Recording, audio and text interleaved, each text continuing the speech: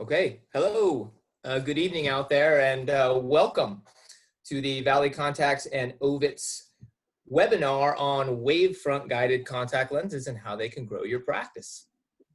Thank you again for joining us. We know that life is starting to get back to normal and that all of you are getting busy again. So thanks again for joining us tonight. I hope everybody can appreciate my Zoom background, especially all of you with children out there. I spent the entire day trying to figure out what my Zoom background was going to be, and my soon-to-be 5-year-old decided that I could use some help. So hopefully you enjoy. Maybe you can recognize a few of these characters. So my role in tonight's webinar is to introduce our panel of presenters. First, I'll introduce myself. My name is Josh Adams. I'm the Vice President of Valley Contax and also the Vice President of the CLMA and the Vice President of the GPLI. I think they gave me those titles so I could just remember who I was. So we are, I've been in the contact lens business for 30 years. Started when I was just a young child almost, cutting contact lenses on the manually guided lathe, and so for me it's amazing. I mentioned that because it's amazing for me to see this technology continue to evolve and to be a part of it. And Valley Contax has been around for almost 40 years, and one of the things that we like to talk about is the reason that we succeed is that we align ourselves with incredibly brilliant people, and tonight is no exception.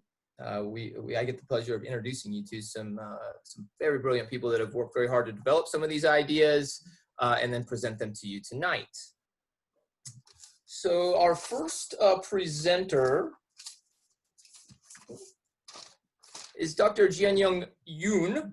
He's a professor of ophthalmology at the FAAO Eye Institute at University of Rochester. I'm lucky that I have his slide up here to back me up. He's a pioneer in the field of wavefront technology. He has an international reputation as a developer of the first commercial aberrometer. He's the chief scientist at OVITZ, among many other accomplishments for Dr. Yoon. Felix Kim is an optical engineer with a degree from the University of Rochester. Not surprisingly, he studied under Dr. Yoon at the University of Rochester, and he founded OVITZ in late 2013 after being fascinated by HOA optics and not seeing a lot of market capitalization in this field. Felix's main job is keeping OVITZ as the leader in HOA technology. Dr. Fred Edmunds is an optometrist in New York. He's the owner of a sports vision practice called XTREMESIGHT Performance. He's spent his career dedicated to visual performance in athletes and improving that thereof. He's previously worked for Bausch & Lomb and is named the Sports Vision Optometrist of the Year. He was involved in the development of the Nike Max Sports Sight line of lenses, which I personally remember coming through, and was an amazing product. He's a fellow of the American Academy of Optometry, a member of the AOA Sports and Performance Vision Committee. He's an international lecturer on sports vision and contact lenses. His passions are extreme sports, not surprisingly, and he is an active motocross racer, I had to add. I'd like to see a video of that someday, Dr. Edmunds, of you launching through the air. Dr. Stephanie Wu is a Arizona Wildcat, and she's from Lake Havasu, Arizona. She was a graduate at SCCL Optometry School and did the Cornea and contact lens residency at UMSL, a very, very well-known residency in and of itself. She's won numerous awards and been recognized by the GPLI, fellow in the American Academy of Optometry as well, and she's authored numerous publications, too many to mention here.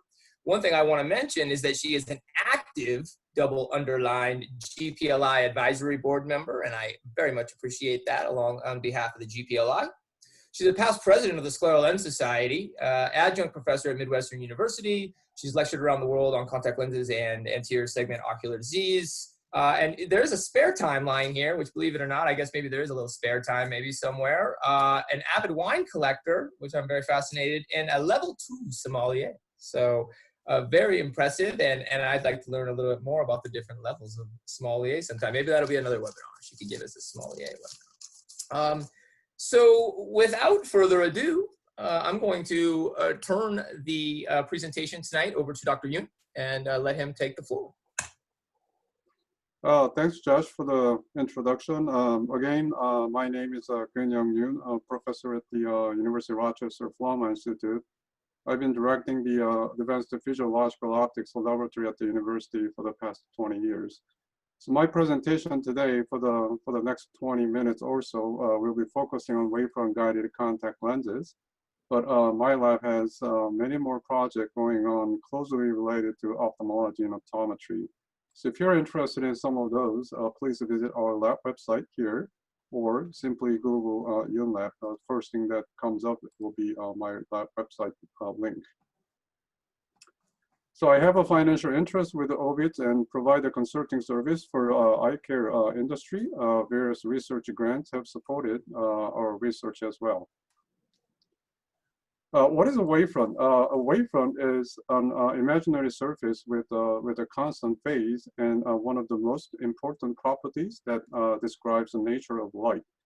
It represents the direction of the propagating light and is always perpendicular to the direction of the travel at all points in space. So in a perfect optical system, for example, the wavefront can be a plane for the parallel beam as shown in the left, or spherical for the converging or diverging as shown on the right. However, in perfect optical system, wavefront can be distorted as shown with the blue lines here. The deviation from the perfect plane or spherical wavefront is what we call the wavefront aberrations.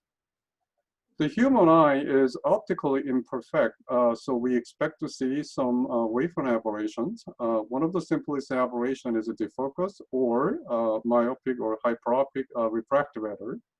For myopic eyes, peripheral part of the wavefront propagates faster than center compared to the perfect spherical wavefront, which forms a focal point in front of the retina. Defocus is one of the lower aberrations, or LOA. The other LOA is astigmatism. Human eyes also have other types of aberrations called high-order aberrations, or HOAs, causing the irregular ray diagram as shown with the blue lines.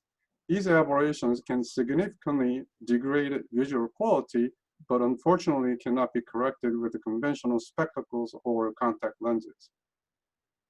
So wavefront aberrations are often represented by a color map, as you can see here. Different colors represent the way the wavefront is deviated from the reference wavefront at corresponding locations on the pupil plane. If there's no aberrations, no color variation is seen. So the more the color variation is, the worse the optical quality is. The realized aberration is complicated. So we sometimes like to dissect it into individual aberrations so that we can have a better understanding of optical quality. A mathematical function of Zernike polynomial has been used to represent the complicated wavefront.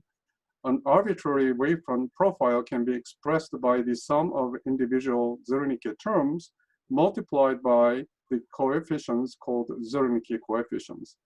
Each coefficient quantifies the relative contribution of individual aberrations to the entire optical ocular aberrations.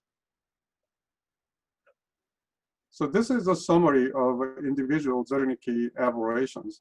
The first three terms represent the spheral cylindrical refractive errors, or low-order aberrations, LOA.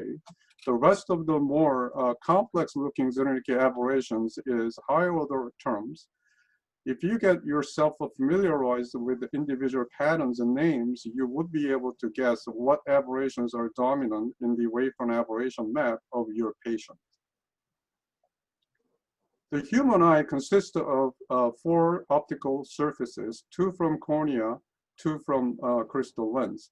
Due to the difference in each surface profile and refractive indices of surrounding media, relative contribution of each surface to the entire ocular aberration is very different. Therefore, for more complete representation of visual quality, it is important to quantify the total aberration, not just the cornea aberration, for instance. How do the cornea and the crystal lens affect the total ocular aberrations? A study quantified the aberrations of the cornea and internal optics as well as the whole eye. One of the interesting findings was that for young, healthy eyes, cornea and internal optics aberrations were compensated each other to a certain degree. This indicates that whole eye aberration is actually smaller than aberrations of the cornea and internal optics. So this is, I think, this is a very clinically very important, because if you were to correct eyes aberration based on the cornea aberrations measured with corneal topographer, for example, visual outcome wouldn't be optimal. The message here is that the optimal visual correction performance can only be achieved by using the whole eye aberrations. So why do we care about the aberrations so much? So one of the main reasons is that the aberration makes it possible to quantify or predict how the quality of an image formed on the retina is altered by the aberrations. For example, point spread function, straight ratio, and modulation transfer function. So, and also the image convolution from the measured aberration can visualize how the image on the retina looks like, as shown here as a blurred visual acuity chart. This capability provides clinicians with the precise insights into visual quality patients experience. So now, how can we measure the eye's aberration objectively? Shack-Hartmann wavefront sensor is the most commonly used tool to measure the aberration objectively. One of the key components in this type of sensor is the lens array, forming an array of focal spots on a CCD camera. Each spot contains a local wavefront information at corresponding location of each lenslet. Wavefront measured in perfect eye creates a regularly spaced spiral pattern, just as you saw in the diagram. However, in real eyes, the spot pattern is deviated from the reference point in an irregular fashion, as you can see here.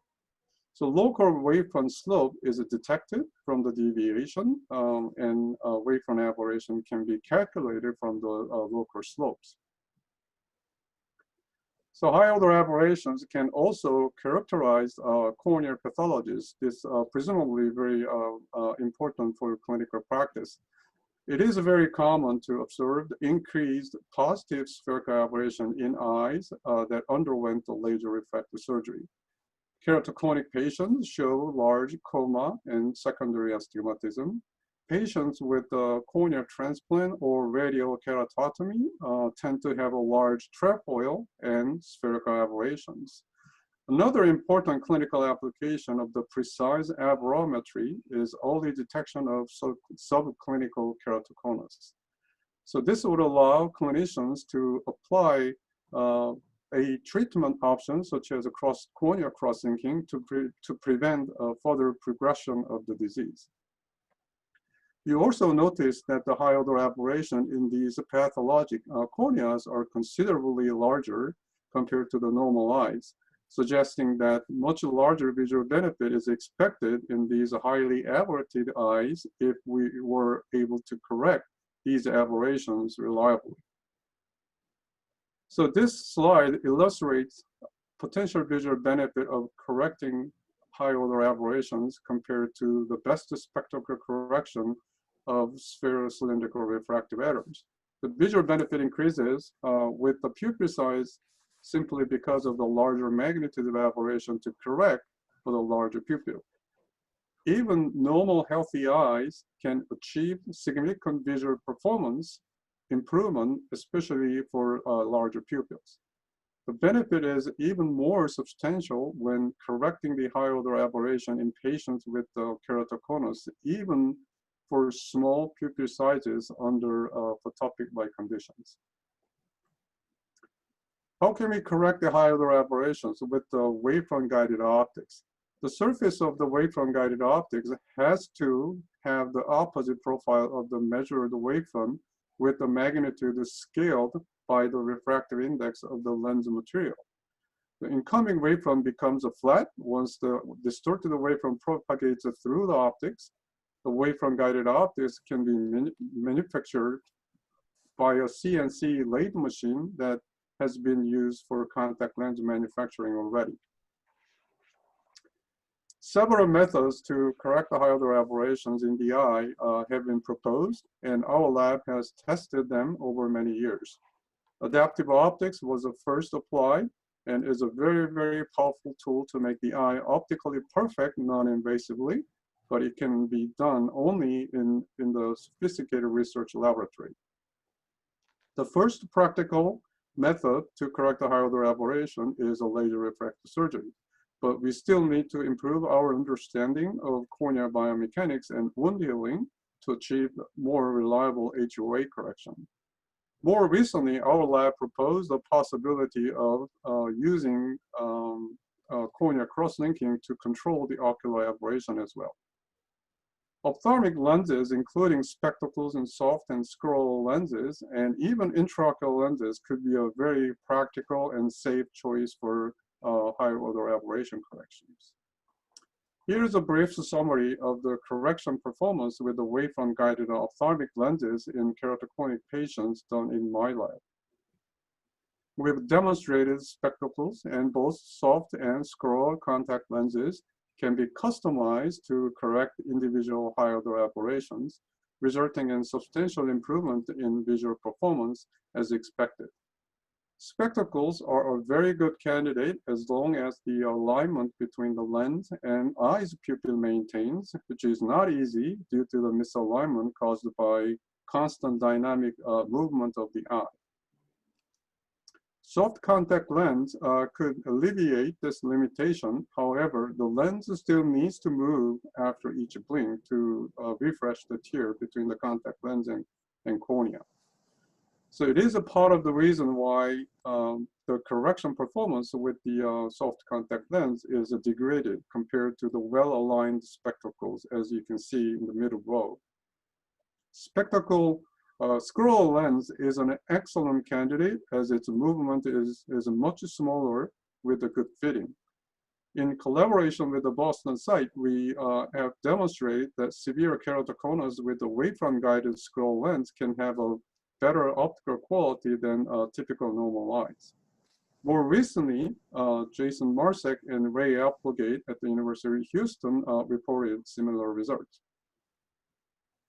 I just talked about the importance of a good alignment between the Wavefront-Guided optics and the eye to achieve the excellent correction performance. I would emphasize this again by these illustrations. If the eye has a spherical aberration, as you can see on the left, but the Wavefront-Guided optics is significantly decentered, the new aberration, coma in this case, is induced, which in turn makes the visual quality worse than optimal. With the significant decentration of the Wavefront-Guided optics, visual quality could be even worse than with the conventional optics. For exactly the same reason, stable rotational orientation is also very critical. So precise registration of the contact lens center, position, and rotation is one of the most important steps in designing Wavefront-Guided optics. These two videos show how soft and scroll lens move after each blink. We put some markings on the lens surface and trace them to quantify the decentration rotation of the lens in real time. You notice some marked differences in the way soft and scroll lenses move after blink. And scroll lens with the good fitting can be very, very stable.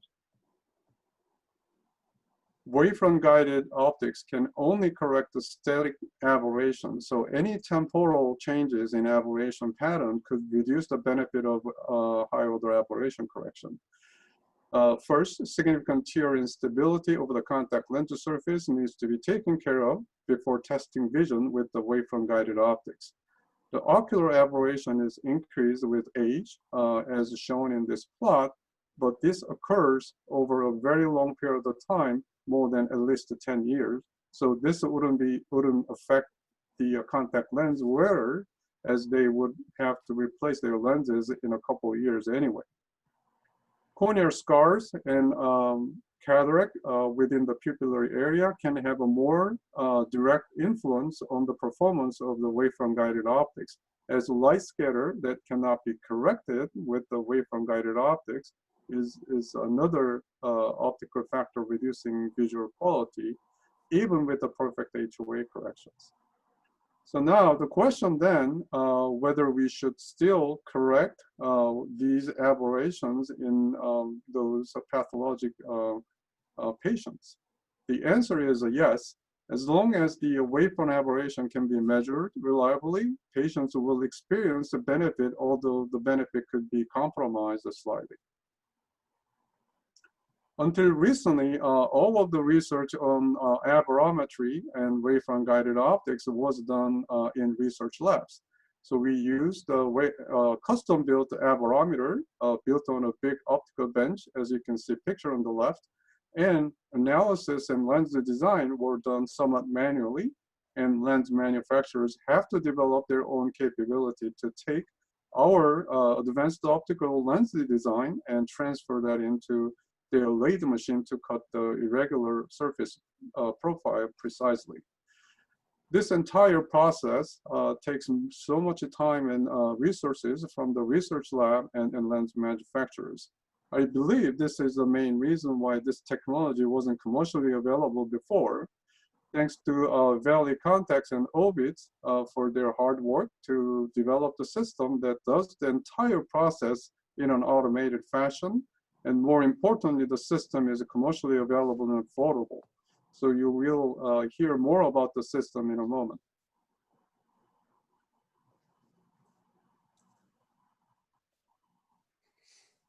So I'd like to finish my presentation by introducing this very new and interesting concept called the neuroadaptation that we believe plays an important role in wavefront-guided vision corrections. So to make the long story short, the message is that our neural system is capable of adjusting the way it processes the image formed on the retina through the adaptation process to optical blur. So this demo allows you to experience what this means. So all you need to do is to fixate at the green circle between these two identical images for several seconds. I will then show you another slide to have you adapt to different image quality of these images. And then we will come back to these identical images to see how your perception changed.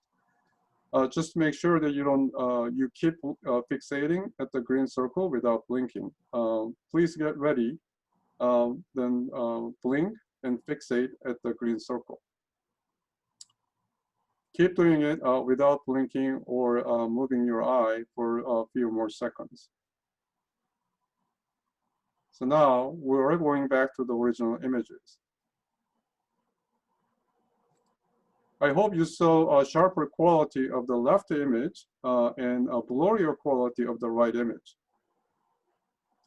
So what happened during the adaptation period is that the neural system sharpens the image on the left because it was too blurry. And with the right image, the neural system makes it blurrier because it was too sharp.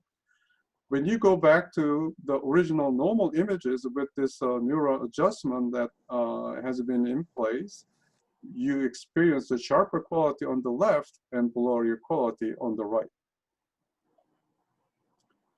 So this neural adjustment we just experienced can happen only within the several seconds and goes away after a couple of blinks. But an intriguing question my lab is trying to answer is what happens if our brain is adapted to our own optical blur induced by the habitual aberrations every day for a very, very long period of time. So we've been investigating this in a group of keratoconus patients and found very, very interesting neural mechanisms that have important implications on short-term and long-term visual outcomes with advanced vision corrections. Stay tuned for further research on this. Thank you very much for your attention. I'd like to invite Felix to talk about the next topic. Okay, thanks, Dr. Yoon. Hi, my name is Felix Kim. I'm the founder and CEO of OVITZ. Before I start, I want to kind of mention that if you have any questions, you will see a Q&A tab underneath the screen. You can ask, as many questions you want, and we'll try to answer it while panelists are making presentation, and there will be a Q&A session afterwards. So don't hesitate to leave any questions you have. So All right. Okay, so today I'd like to introduce you to our new OVITZ X-Wave system. The OVITZ X-Wave system is an aberrometry system that seamlessly integrates the entire scanning and higher order aberration correction process into a simple, streamlined solution. First of all, I want to thank Valley Contax for hosting such a great webinar and inviting us to present. This isn't meant to be a marketing presentation today. While we are currently in a closed beta program with our partnering beta doctors since March of this year, we were hearing from many new doctors interested in this technology. We learned that there are many common questions, and we thought it would be helpful for many doctors if you can answer them today. So I'll try to give you a very brief and fact-driven, introduction to what we are offering to help you make your business decision. Let's watch a short video about the OVITZ X-Wave system. Our eyes suffer from many more optical aberrations than basic spherocylindrical refractive errors. These defects are called higher-order aberrations, which can cause serious vision degradation, including starbursts, halos, and double vision, if not properly treated. When measuring these aberrations, it is not enough to simply scan the anterior surface of the cornea. What's needed is measurement of the entire visual system. Welcome to the OVITZ X-Wave system. The OVITZ X-Wave system is the first of its kind, designed to seamlessly integrate the entire scanning and correction process in a simple, automated, and streamlined solution. As light passes through the eye, OVITZ X-Wave detects aberrations induced by every ocular surface and calculates interlayer misalignments. The resulting wavefronts are combined into a quantifiable aberration profile. This profile is then embedded into a lens surface to accurately correct these aberrations and achieve optimal vision. The OVITZ X-Wave system streamlines the process from initial measurement to final delivery of a custom Wavefront-Guided lens.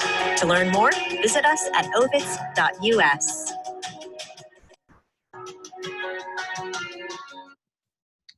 So one of the most frequently asked questions was, hey, I have cornea topographer that gives higher order aberration data.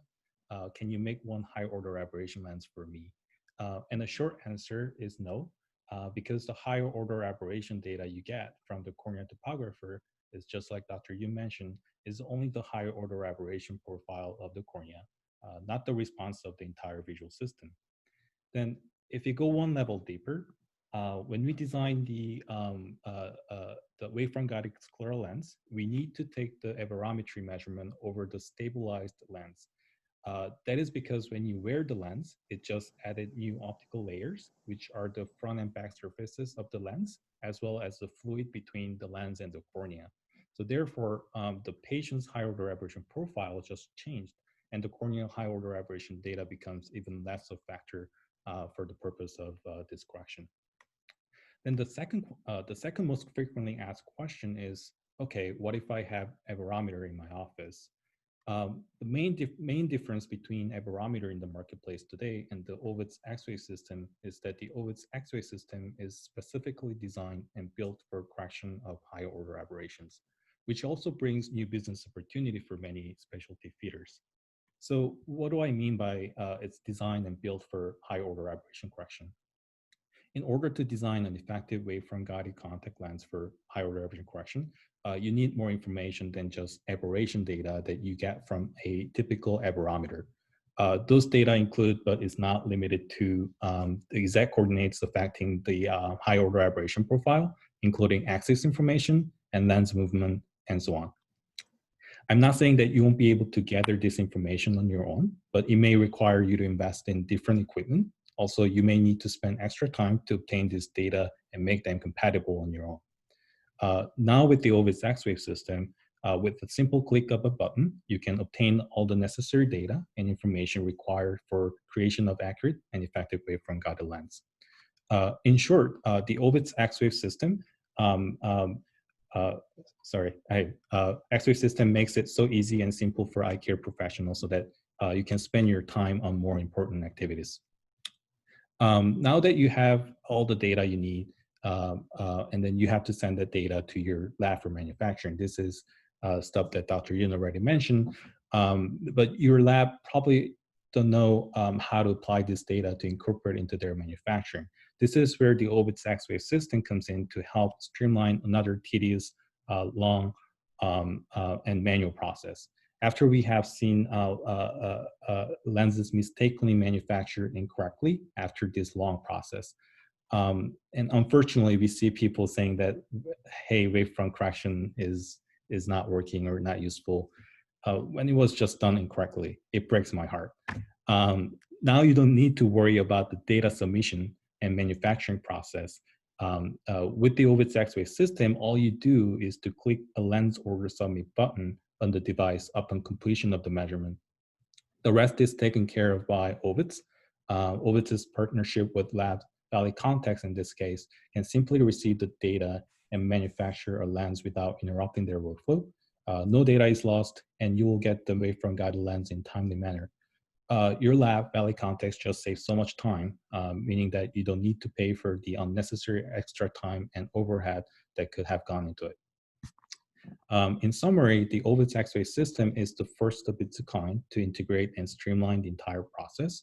Thus, eye care professionals like you now can offer high-order aberration correction services to your patients.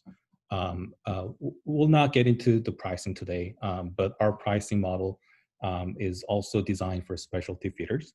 You will find our pricing plans quite new and unique. It's possible because we are betting on our customer success. Before I wrap up, I want to quickly show you the additional information you can get from OVITZ X-Wave aberrometer. Upon completion of the measurement, you will see, you will be taken to this result screen. As you can see here, you're able to see this wavefront map showing higher order aberrations of the entire visual system besides the auto refraction data on the left, where you can see the value of for each high order aberration. And you can also compare results by looking at this bar chart. Also shown are the point spread function and MTF graph that helps you understand the level of contrast and sharpness of the patient's vision. We also show this simulated image based on the aberration profile of the patient. This represents the letter on the 20/20 line on the Snellen chart. And you can also, by clicking this button, you can also simulate the perfect spherical cylindrical correction. This way you can understand the sole effect of the high order aberration more accurately and precisely. With this, you can see why your patient may not be happy even if they can see 20/20 line. Now you have a clear understanding what's happening and what's causing it. This example E image was simulated based on a real advanced keratoconus patient's aberration data. As you can see, even with the best spherical cylindrical correction, the vision is quite bad due to the high order aberrations. And you can tell this person may need high order aberration correction.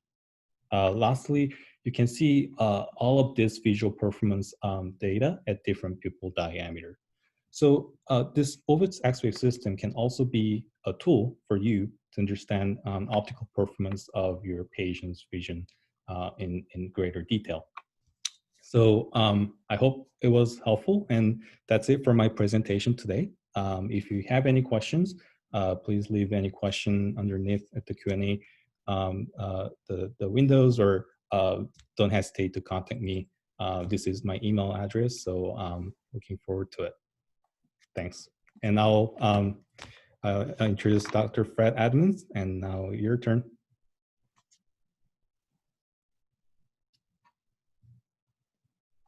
All right, thank you, Felix. First of all, I'd like to say, Josh, I have some videos of the motocross. They're not all pretty, okay? In fact, they get a little muddy. Does everybody see my screen okay there? Yeah, I can see it. I'm trying to get full screen, but sometimes, there you go, okay. So I've been involved in contact lenses an awful long time, and had a career with Bausch & Lomb. When I left that, I established a sports vision only clinic, and have been working pretty diligently to figure out what the heck that is and how to make money off it. So not quite so easy, and not quite as slam dunk as I thought. But throughout the whole time, I've been very passionate about contact lenses. And I look at contact lenses as the low-hanging fruit, the real easy way to enhance somebody's visual performance, particularly if you can fit them pretty well. One of the things that has always been missing, though, is how to correct somebody's visual performance in terms of visual acuity, contrast, sensitivity, primarily dynamic visual acuity, in somebody that has some pretty funky corneas, and so myself included. And so when I learned about this technology, I became very interested and became involved. And so it's so exciting to see where this is going. So not only do we have the ability to take these diseased and these irregular corneas and make them whole and give them visual performance that is at par or normal or near normal or significantly better than what they've had, we also have the ability to provide supervision, give these normals, people that have had 20/20 vision, 20/15 vision, what have you, we have the ability to clean up their little bits and pieces of aberration and give them even better visual performance, again, specifically visual acuity, contrast sensitivity, and address people that have some dry eye issues, which obviously can impact performance. So that's kind of where I come in from here. I also have some medical contact lens fits that I've done, but what I'd like to present and talk a little bit about today is kind of a incremental application that I think maybe a lot of you out there may not even be thinking about, and that is taking somebody from normal to supernormal. And so that's the kind of the angle that I'm coming from. And so one of the subjects that I'd like to talk about is a fellow that I've been racing mountain bikes and motocross with for an awful long time. And so my early days at Bausch & Lomb, even he was one of my external patients. And so I've been working with this gentleman for a long time. You can take a look at his prescription. He's got a lot of cylinder in both eyes, and really tried to address that with GP lenses. He had issues with dust and dirt and mud, as you might, because these were just corneal lenses. Get a little speck of dirt underneath them, you're done. And so moved him over to toric contact lenses, including some custom contact lenses, lots of great options out there. But for whatever reason, we just couldn't get a stable lens on him.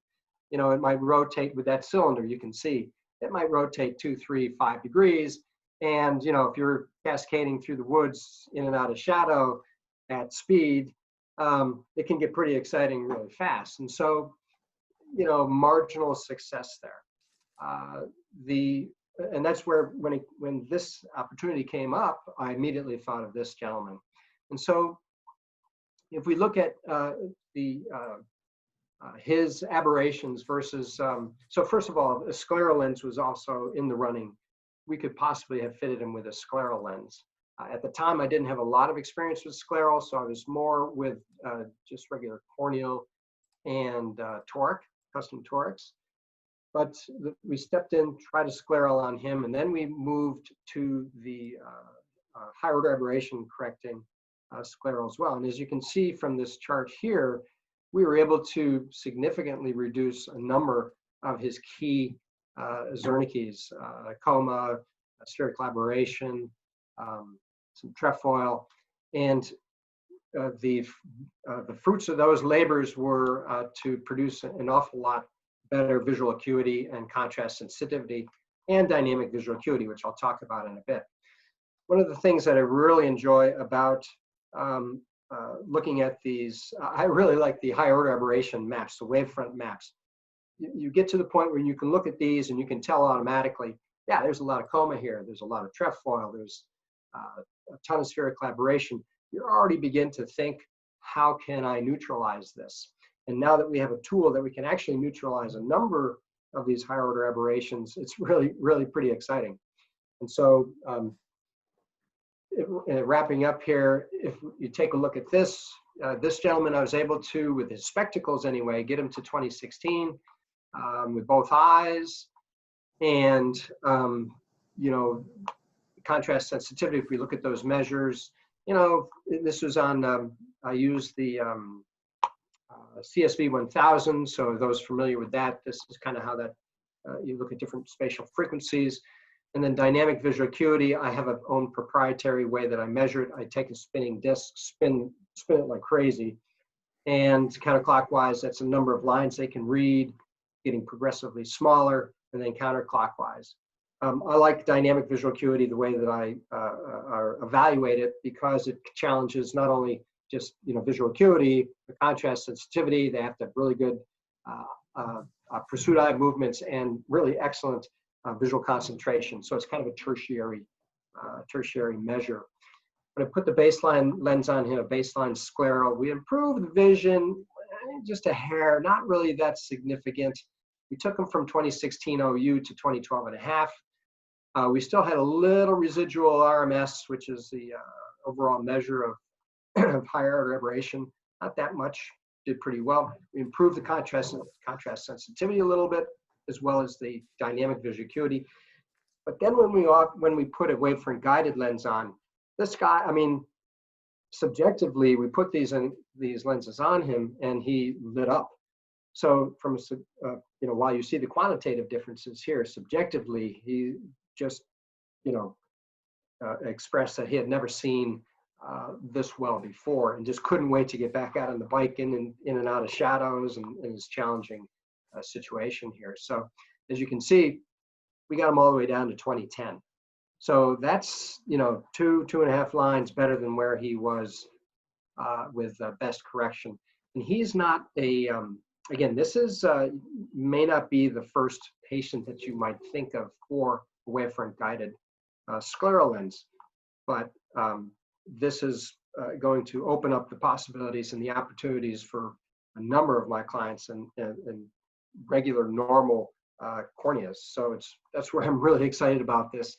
To not even just to touch on how it's going to impact the lives and quality of life of so many of these people who require these medical-oriented contact lenses. So that's my bit, and I'm on the docket next. I have a young practitioner down at the practice right next to me who's going to be fitting me next, and I can't wait. Thank you. And so I'm going to turn it over back to you, Felix, or over to Dr. Wu. Thanks, Dr. Edmunds, and thank you so much for OVITZ and Valley Contax for inviting me to talk about this incredible technology. So my experience, or kind of my journey into higher order aberration technology, it started actually with my Pentacam, and some of the labs that I was working with, we were trying to correct for some of the higher order aberrations based off of the data that the Pentacam gave us, and kind of with minimal and kind of mixed results. And now that I've seen Dr. Yoon's presentation, it makes a lot more sense why I was kind of getting mixed results. It really kind of is eye-opening, seeing the fact that you really need a system that goes into the entire eye and is accounting for all of the different aspects of the entire eyeball and visual system. So then I got real interested, because now I have a practice that is purely specialty contact lenses. So I am only taking care of patients that need these types of contacts. So to be considered one of the gold standard technologies and having a practice that is offering patients a next level of care, it's only natural that a aberrometer would be included in my practice. So if we think about some of the advancements that's happened in scleral lenses, it's really come a long way. So we started with more spherical peripheral curves, and now that we have so much data on scleral topography, we're realizing that, oh my gosh, we need to add toric peripheral curves. And in some of these systems, we're able to map them to an even higher level so that it's even more custom fit. So I think that was kind of the next thing. But now we're to the point where the lenses are being fit really well, and they're very comfortable, and the fitting sets have even improved. And so now we're getting into, I think, a new era of taking your specialty lens clinic to the next level. And I really think that has to do with higher order aberration technology. We have figured out how to put front torics on the scleral lens surfaces, and we've figured out a way to make them very stable. And we've got some good multifocal designs out there. Of course, always room for improvement with any multifocal design. But now I really do think that the next thing in specialty lenses is going to be HOAs. And something that is really important to me as a practitioner is a few different things. So first of all, it has to be cost effective. And like Felix mentioned, the unit itself, it's not gonna cost you an arm and a leg and your firstborn child, which was very, very important to me. And the lens cost also, because sometimes that can be a deterrent for patients. They want this extra technology or they need the extra technology, but there's simply no way that they're going to be able to afford the cost of a Lamborghini. So that's also really important to me. And I think OVITZ and Valley Contax does an incredible job on that. Secondly, it has to be easy to use. Some of the comments that I've gotten from some of my technicians on other pieces of equipment are how difficult they are to use, how long it takes for them to get accurate measurements, and how uncomfortable it is for the patient. OVITZ, not that way at all. Very simple to use. If you can use an autorefractor, you can use OVITZ. It's that simple. So for me, that was key. It had to be easy to use, which it is. Really fast, easy to use, easy to get the information to the lab. It also has to be reproducible. And so we can't have a patient that gets an HOA lens and then they break it, and then a month later they get another one and it's not exactly the same. And I think we all know with Valley Contax has a very good reputation of being an excellent lab, and their reproducibility is very good. So those are some things that I really count on. And then of course, the very last thing is results. If it doesn't perform well, then there's no point in any of this. It could be the easiest thing to use and it could be super cheap, but if it doesn't produce results and get patients that great vision that they're expecting, then it's kind of worthless. But I can honestly say with my experience with the HOA, with OVITZ, it's been incredible. And like Dr. Edmunds' case, that just really goes to show you that not only does this have applications for irregular corneas, which is the majority of my patients, but with Dr. Edmunds' patients, those patients usually have pretty good vision, but they are looking to get to that next level. And OVITZ definitely does an incredible job with that. So in summary, I really do think that higher order aberrations, this is the next level. This is the next thing that's going to be on everybody's radar of how can I improve the vision in my patients even more.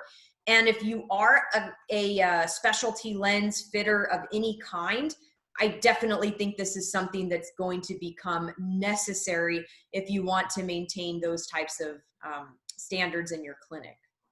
So with that, I'll turn it back over to Josh or whoever's answering questions. And thank you so much for having me. Thank you, Dr. Wu, for that. We are all so excited about this technology and really happy to be a part. Felix is going to be putting out a poll, and I hope that everybody can take a moment to answer that as it's coming forward here on the screen. And there's also a couple of questions that have come up. I know that a few have been answered. If we could have some potentially maybe a couple of our ODs that feel comfortable answering this and jumping on there. There's a few there that could be answered by someone much smarter than myself. Sorry? Hi, Josh. I think I just realized that I was on mute. No problem. I was actually answering the questions. Okay, great. No one heard me. Well, you got to do it again, man. All right. Thanks, GY. Go Yeah, ahead. I'd like to start with the first question asked by Dr. Soto. What is the significant amount of aberrations that would indicate the wavefront-guided contact lenses? So unfortunately, there is no definitive answer for this, but based on my experience, if you could make the optics of the eye perfect, then any aberration correction would give you the benefit. So you could, make the eye perfect with the, for example, adaptive optics, but that's a laboratory system. But there are some practical limitations with the, wavefront-guided contact lenses, for example, because of the movement and registration and all those things. But we have seen an improvement of visual acuity going from better than 20/20 to close to 20/10 with the wavefront-guided contact lenses. So it all depends on how well you can design and how well you can fit these lenses. So unfortunately, I can't really give you the single number that could be used to determine whether your patient needs a wavefront-guided optics or not. Hopefully that answers your question, Dr. Soto. There's a, hi, Ken. Ken is my colleague here. He asked good questions. So let me see Ken's questions.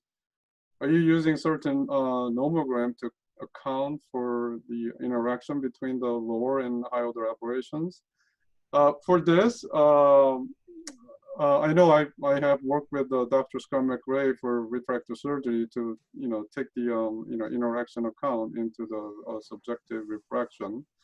But for this, we actually use a retinal image quality metric, which takes all the aberration information into account to come up with the best refractive error corrections.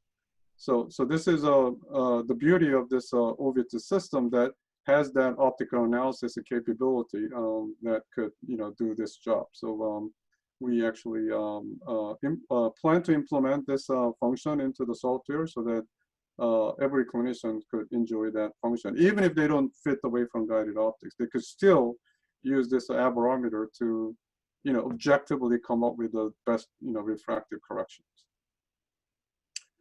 Ken, does that answer your question, hopefully?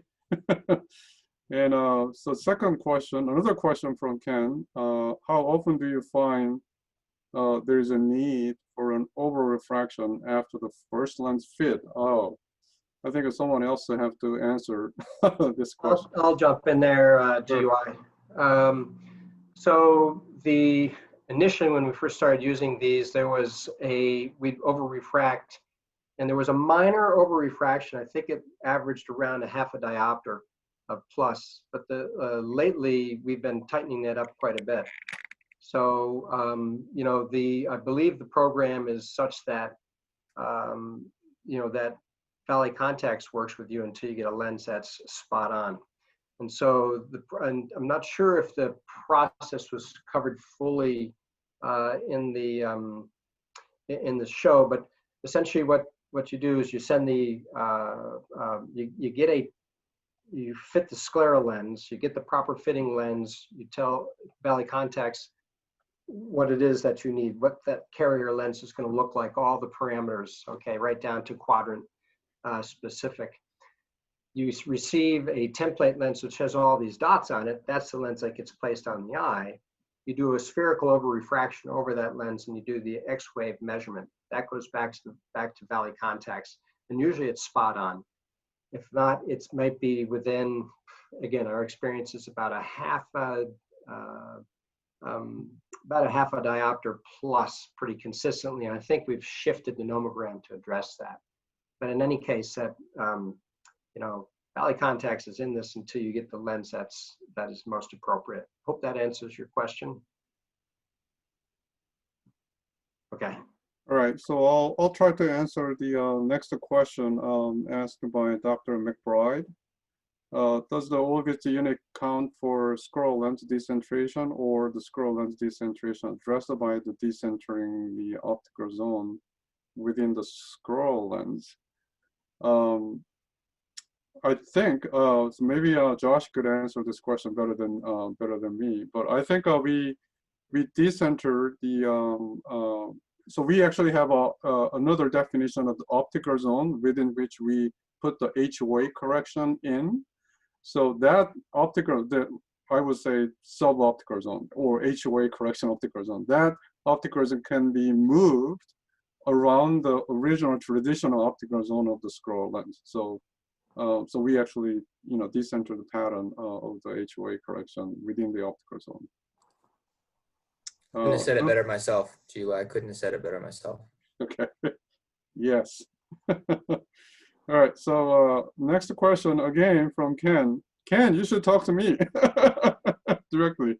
Have you noticed the reduction in vision over time due to the neuroadaptive effect? It's actually the other way around. So this neuroadaptation effect affects the visual performance or benefit right after you correct the HOA. Okay, because their neural system has been adapted to their habitual aberrations to improve their visual perception. But once you get rid of those aberrations, that neural adaptation now plays an adverse effect to a certain extent. So they actually see a little worse than optical theory predicts. So then the good news is, based on, according to our study in the lab, they actually tend to improve their visual performance over time, even if the optics of the eye with the custom wavefront-guided optics doesn't really change.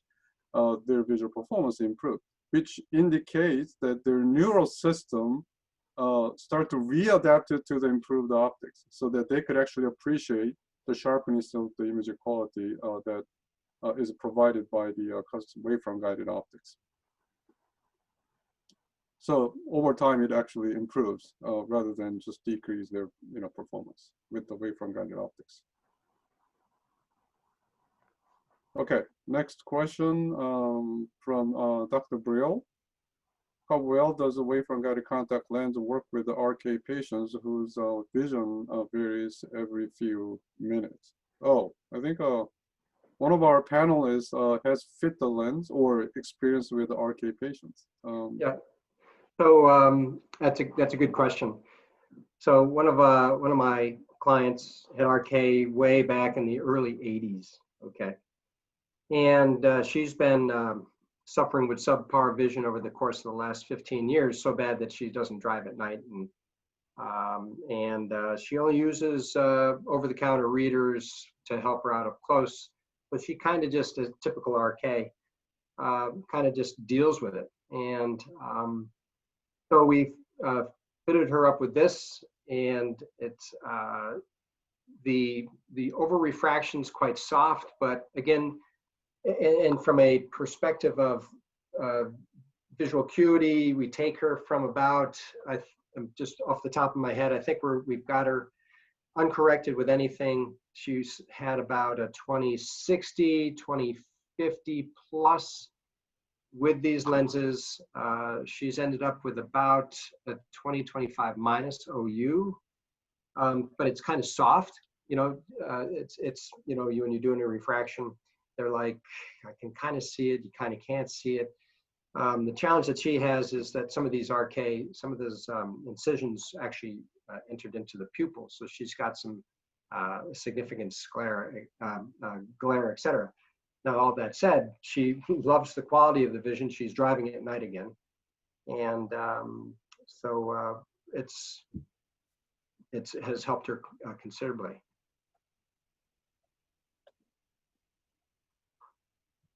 So one thing to add that answer. This RK patient, they have a very large magnitude of trefoil, as I mentioned in my presentation. So trefoil, the kind of typical amount of trefoil you see in the normal eyes, they don't really affect the vision that much. But the trefoil you see from RK patients or PK patients, they're just more than 10 times larger magnitude in that aberrations. So by correcting that large magnitude, you actually expect to see large benefit. Okay, next question is, so what kind of measurements are needed besides HOA measurements? So you have to finish all, whatever you need to do to get the best fitting of the conventional scroll lens. Whatever tool you need to use for that, you have to do it. And then once you finish the fitting, then that's where this aberrometer comes in, so that we could quantify the high order aberrations of the eye with the best fitted scroll lens, baseline lens. So we additionally add this HOA optics to that lens. It's exactly the same parameters, so that we can maintain the good fitting performance with the HOA correction optics.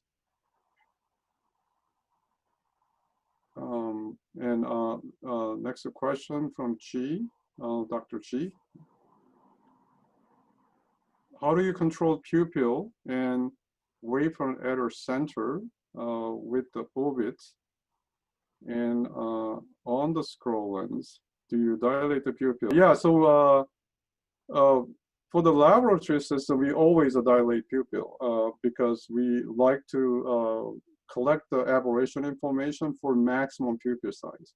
So once you get the maximum pupil size, if the pupil size gets smaller, you know, natural pupil size are always changing, right, under different light conditions. But if you correct the entire eye for the maximum pupil size, you're guaranteed that aberration correction is still working really well for smaller pupil size. For that reason, we always try to make the aberration measurement for largest pupil size. Whether we need a dilation or not, I think it depends on the age as well, because when you measure the aberrations of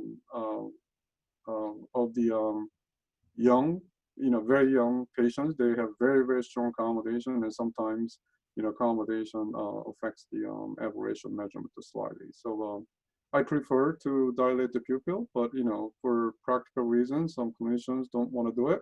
Then you have to make your exam room very dark so that you can actually have a naturally dilated maximum pupil size. So, G, well, I'll help you out a little bit here. Sure.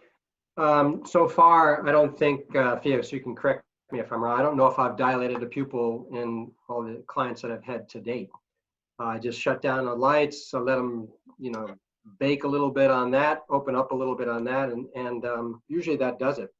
Now that said, I haven't had, you know, the patients that I've done this on, I haven't had anybody that's old like me with myotic pupils. So those I might have to dilate.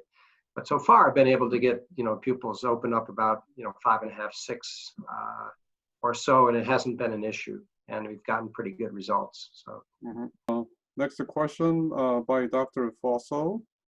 Can the HOA be incorporated with the multifocal optics? Short answer is yes. I'm very interested in having multifocal optics on scroll lens for myself. So we're working on it. And next question, can you make the scroll MF? That's I believe it's a multifocal reverse geometry design essentially. Yeah. So any optical design can be implemented. Of course, there's a limitation of the lathe machine in terms of precision and the geometry, but typical smoothly varying optical profile. I don't see there's any problems. So yeah, it's possible. Okay, next question, Josh. I think you should answer these questions. Are there special lenses for fitting or with my Valley CS Elite site? Yeah, thank you. It's a great question. And right now, this beta test is being used with the Valley CS Elite set. The oblate and prolate combination of the Valley CS set has been the platform for testing. So, that's where we are right now. The back surface, as we're getting to, I mean, some of these questions about back surface, I mean, whether there's reverse geometry, yes, I mean, absolutely. The back surface is relatively independent to the front surface on this project. You get a good back surface fit, as Dr. Yoon mentioned, you get that good back surface fit, whether it's topographer or whether it's a scleral mapper or whatever it takes you there, or a fitting set.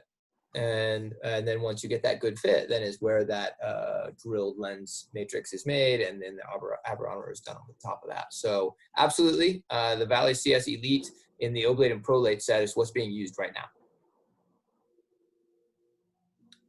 All right, next question by Dr. Tan. post-lens tear film with the scleral lens is very dynamic. It can take hours for scleral lens to settle. How does this long lens settling affect WFAA, wavefront aberrations? How does the OVITZ and wavefront-guided optics handle this dynamic range? As I briefly mentioned in my presentation, this wavefront-guided optics can only correct the static aberration. Anything that changes over time, for example, relatively short period of time, wavefront-guided optics can't handle it. So, so we have to make sure the fitting is really final. You cannot rush in before all these lens parameters are determined at the optimal level. Then you may have to revise the wavefront-guided optics later. So we have to make sure the lens fitting process is complete before we attempt the wavefront-guided correction. Can you add some more, Fred or Stefan? Yeah, so again, probably of a lot of you out there, I might be one of the scleral fitting newbies in the group.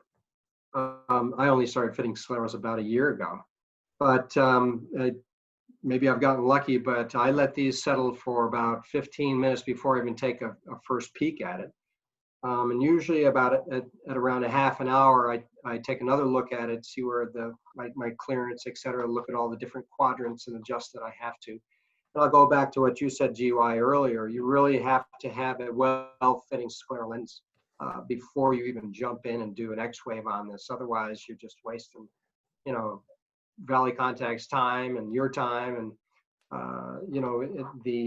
and not just, obviously you want rotationally stable. That lens has to be, on. And the nice thing about it is one of the tools that Valley Contacts will give you is the lens that has the dot matrix pattern on it. That makes it really easy.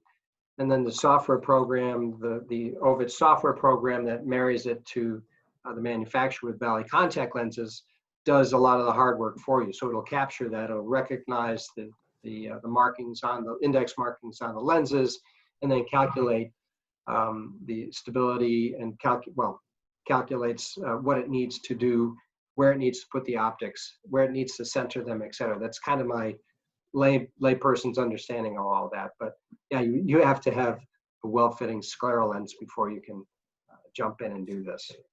And depending on what study you read, there's a lot of studies on scleral lens fitting and settling that are out there. And a lot of the studies show that around 80% of settling occurs within the first 20 or 30 minutes. And I would say in my own practice, that's probably very accurate. I've been fitting lots and lots of sclerals over the last 10 years, and the amount of settling that I see in the first 30 minutes compared to at the end of the day, there's not a gigantic change.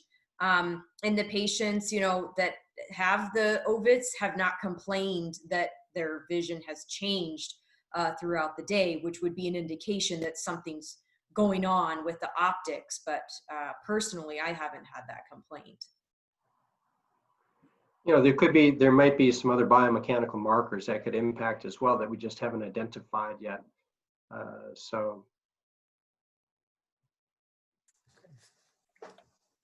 Okay, I think next question is for me by Dr. Chang. Since the total HOA changes pending pupil size, and you are proposing to incorporate the HOA from the maximum pupil size, do you somehow incorporate the different amount of HOA corrections as you travel outward from the center of the HOA OZ to ensure best visual quality throughout the entire day? So if I interpret this question right, I think you're asking about how we handle HOAs for different pupil sizes. So if that's true, then my answer would be that whatever pupil size that you have during the day, as long as that pupil size is actually smaller than pupil size that was used to design the wavefront-guided optics, you're all set. You're ready to go. I could, you know, if you have some more detailed information about this, you could probably contact me and I can give you some more explanations about this. Next question is HOA in myopic control lenses by Dr. McDonald. My lab has a separate project on this topic, so please contact me to have some more information about this. But short answer is yes, you could put the myopia control optical design on this scroll lens. You can actually put the HOA high order aberrations that if you could design the high order aberration that helps the myopia control, then you could do it. So any optics could be generated on this scroll lens. Off label. Oh yeah, off label. You could say, you know, multifocal. Like it's a multifocal, right? It's lens. a multifocal. It's not Yeah. myopia control. Anyway, hey Josh, you don't want to have FDA approval for this? I had to add off label on that. Yeah. Okay. Let's see. With my I think by Dr. Kim, with my limited experience with the aberrometer, I had some issues detecting accurate aberrations with the dry eye patients. Do you have this issue with the OVITZ system? Okay. Every aberrometer should have a problem with the dry eye if you don't take care of the tear film, as I mentioned in my presentation. So tear film induces a dynamic aberration change. So if you don't take care of that, then your aberration measurement is less reliable. Therefore, your wavefront optics wouldn't be optimal. So be cautious about doing this wavefront-guided optics on severe dry eye patients. Maybe it's not a huge problem if you use a scroll lens, right? Because there's a tear lens in between the lens and ocular surface. But still, you still need to worry about the wettability of the scroll lens of these patients. Make sure that the lens surface is nice and smooth. I'll add something onto that, GY. Just the other day, I had a client in, and the surface of the, we were doing an X-wave measurement on her, and just having real troubles. So I took a look with the slit lamp, and of course, the front surface is, spots are dry, and it just looked like crap. So I basically just put a little bit of multi-purpose solution in there, let her blink her eye a little bit, do like an in-eye cleaning, and it cleared up enough to capture a better X-wave capture. You could have gone through the process of having her remove the lens, scrub the heck out of it, rinse it, throw it back in. I think so. I will say. You really want the surfaces of those scleral lenses to look nice too. So make sure you clean them up once you get them. Clean them again once you get them from the lab. Give them the proper wettability when you're working with these. All right. So next one by Dr. Murphy. I got LASIK eye surgery 10 months ago. I've noticed I have an increase in glare and halos, especially when I play tennis under light. Would I benefit from OVITZ wavefront lenses? I would say yes, but before I give you the definite yes, I think we need to diagnose your optics of the eye first and make sure we could actually correct the aberrations. So it could be due to the again dry eye, in which case it's going to be hard to correct with the wavefront-guided optics. But sounds like you have a glare and halo. Usually those things are occurred by the aberrations. So we might be able to correct those problems with the OVITZ wavefront lenses. Okay, Dr. Chang said yes. Does that mean my answer is satisfied? Okay.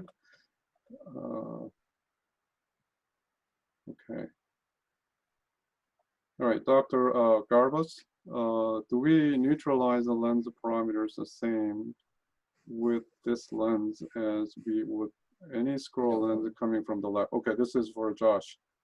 Yeah, short answer is no. Unless you've got a aberrometer lensometer or something like that, we use a NEMO which is a manufacturing device that I don't know that there's any optometrist that has. A few educational facilities might have them, but they are a device that measures high order aberration, and that's how we quality control these and have worked with this project. If we didn't have this NEMO, so here's my ad for NEMO. You European folks, NEMO is a Netherlands, Denmark, something like that.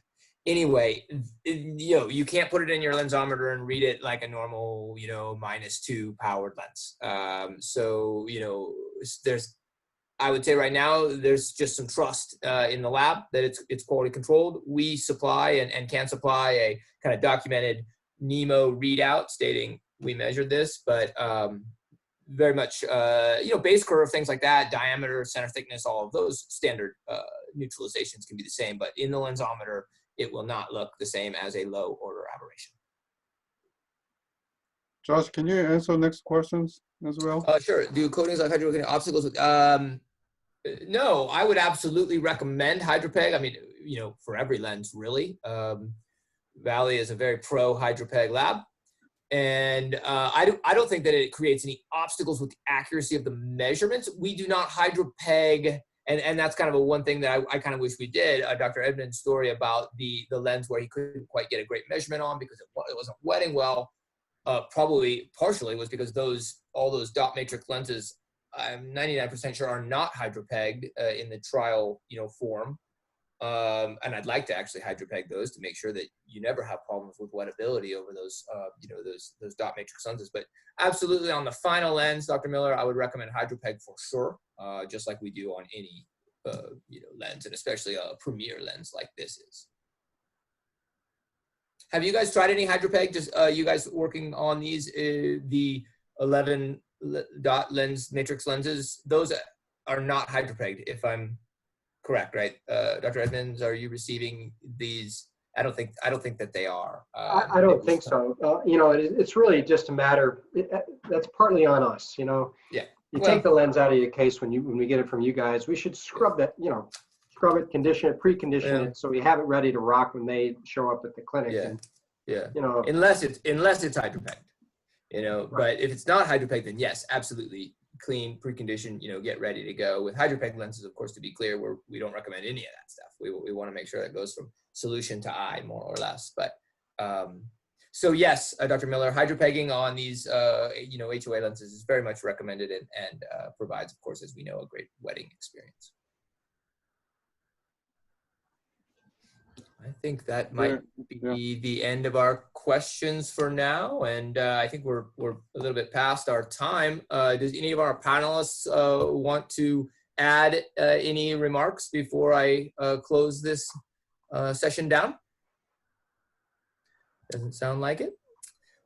So I want to thank all of the attendees tonight to join us. I know that it's getting late on the East Coast. I'm watching the number start to fall off, and it's probably because even us West Coasters are starting to get tired. So you guys, thank you, especially to you folks on the East Coast for joining us so late.